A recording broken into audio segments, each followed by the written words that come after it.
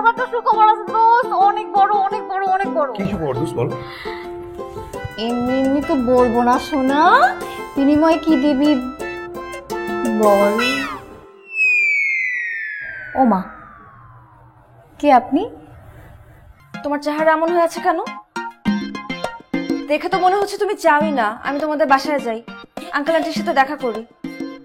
না না, চাবো না কেন, অবশ্যই চাই, কিন্তু ওই যে হচ্ছে কি আজকে না, আর আজকে গরম গরম করতে দেখছো, অনেক গরম। তার মধ্যে আবার ওই ওরা তো জানেও না তুমি আসবে, তোমাকে যে প্রপারলি রিসিভ করবে সেই ব্যাপারটা তো হওয়া দরকার। তাই বলি কি আমরা আরেকদিন আসি, জানাই আসবো, ঠিক আছে? চলো। জীবনেও না।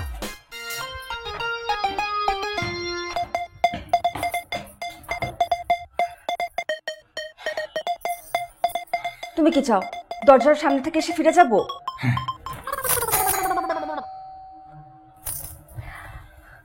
শোনো, আঙ্কেল আন্টির সাথে আমার প্রথমবার পরিচয়, আমাকে ঠিকঠাক মতো পরিচয় করাই দিবা কিন্তু।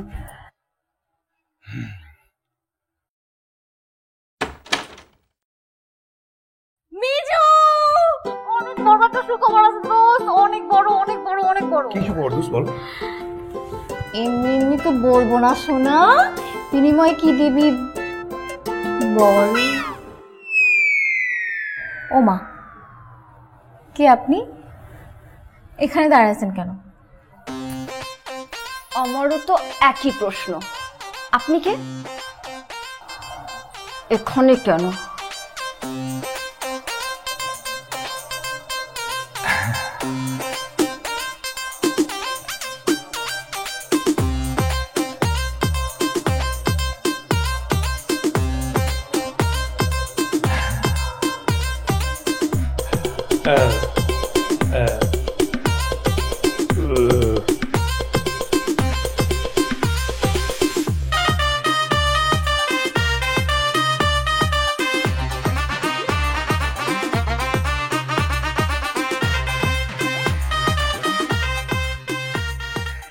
তুমি তিথি? মিজু, এই সেই দিদি যাকে আমি এতদিন ধরে খুঁজতেছি। আপনি আমাকে খুঁজছেন কেন? রাখো তোমার আপনি, আমাকে তুমি করে বলো। প্রায় 1 বছর হয়ে গেছে মিজু এখন পর্যন্ত তোমার সাথে আমার দেখা করতে পারলো না, এটা কোনো কথা বলো? এই মিজুটাকে?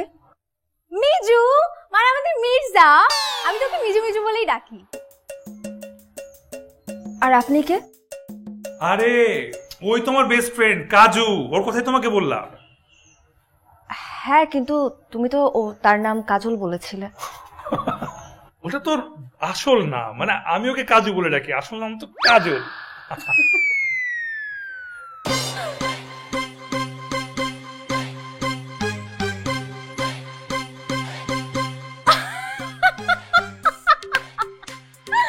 তিথি আসলে কাজল মানে একটা ছেলে ভেবেছিল, রাইট? হ্যাঁ,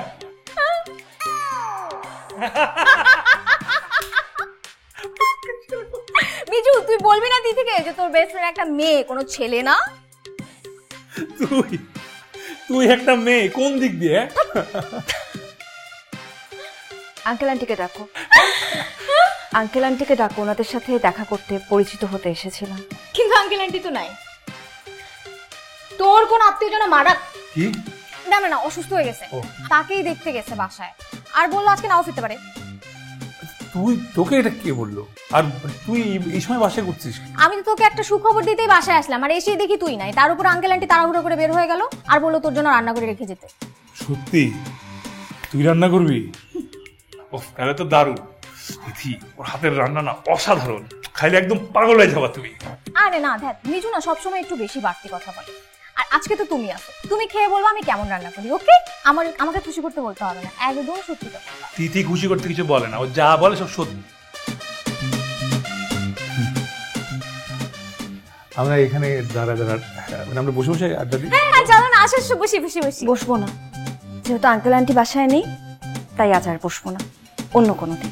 আরে এই বেলা করে কেউ না খেয়ে যায় নাকি? আমাদের সাথে লাঞ্চ করেই না হয় যেও। কি রে মিজু বল? হ্যাঁ হ্যাঁ, একসাথে লাঞ্চ করে যাই, যেহেতু কাজু বললো। বললাম তো আজ বসবো না, অন্য দিন।